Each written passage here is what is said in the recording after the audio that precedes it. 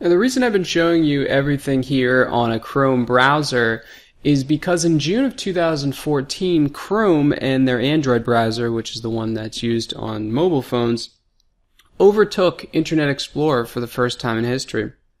So Internet Explorer had 80% of the Internet browser market in 2008. Now they are below 30%, and Chrome continues to climb. It's because Internet Explorer and Firefox don't really have much of a mobile presence. They don't really have a browser that's dedicated to smartphones. So Chrome's been overtaking them, as well as Safari. So that's why I've been focusing so much on Chrome and Google PageSpeed Insights, which I'm going to show you a couple things in a second that you can do for mobile devices to speed up your site. Now, if you create a mobile app using BuildFire like I showed you in the last section, you won't have to worry about any of this stuff. Now, we've done a lot of stuff on the desktop and we got a pretty good score there in the high 80s, but our mobile user experience is still pretty low, about a 63. Creating a mobile app itself is beyond the scope of this course, but I just wanted to show you some things that might be common problems that you would see. This is saying use legible font sizes, and you can see when you click on show screenshot, it'll highlight it in red. Certain buttons, particularly the Facebook share buttons or any font that you haven't made larger than, say, a 12 or a 14, is going to show up very small on a mobile phone. So all the problems here seem to be related to the Facebook share and like buttons. If you look at the list here, they all have to do with that. So there is a way to increase the size of your Facebook like and share buttons. It involves a little bit of code. It's sort of beyond the scope of this course, but I just wanted to show you that it is a possibility in case this is a problem that you find on your PageSpeed Insights. All you would do is find the part in your page where the Facebook like button or share button is located, and then you could just copy and paste that scale there, and it'll make it much bigger, much easier for people on mobile devices to click on. But again, this is something that your mobile app will handle itself, and you'll have support for through BuildFire. But I just wanted to show you how to do it manually, just in case. The tap targets down here, tap targets or touch targets, are just the size of the buttons, so it's going to be very similar to the things that it found in the legible font sizes, and in fact it's highlighting the same thing again. It's the Facebook like button again. It's too small. So when you're creating buttons for your mobile app, if you decide to do it yourself, you want to keep them between 45 and 57 pixels wide, which is the average size of a finger. Unless you're the nutty professor, and then you need a bigger pixel size. And if you touch things with your thumb, I guess if you're playing like a video game or something on your phone, you'd want it even bigger.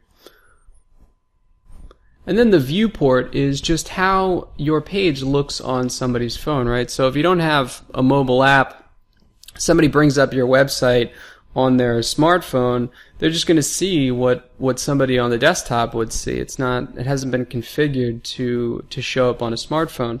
So Google actually has a page dedicated to showing you the meta tag, as they call it, that you need to put into the head of your page. Now, if that sounds like Swahili to you, it's actually a very short, simple piece of code here. It just says meta name equals viewport. So this whole thing is saying that just size it down to the shape of the device. So if the device is 5 inches tall, make the page 5 inches tall. So now I'm going to show you a really easy way to insert this piece of code into the header of your page, or really any piece of code, just in case you're not comfortable with inserting anything into your web page. If you go to your WordPress dashboard, I've already downloaded it and installed this plugin. It's called the Insert Header and Footer plugin. So I'm going to show it to you here on the list.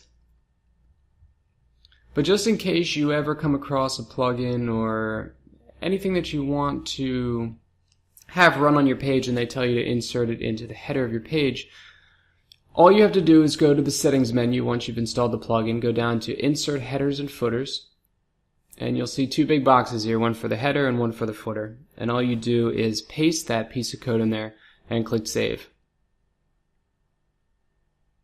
And now it's exactly where it's supposed to be. So if you want to see it manually, see what it looks like, go to Appearance on the left side, and then down to Editor, like I was talking about a little bit earlier.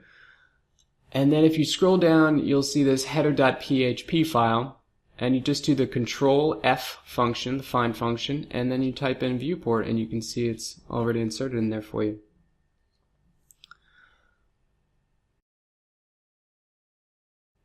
So if we go back to our page speed insights and we click analyze again, we had a 62% and now we have a 66%, and as you can see, the configure viewport is now gone. Now if you're using Joomla, which is the second most popular content management system behind WordPress, you can use this free extension called Head Tag.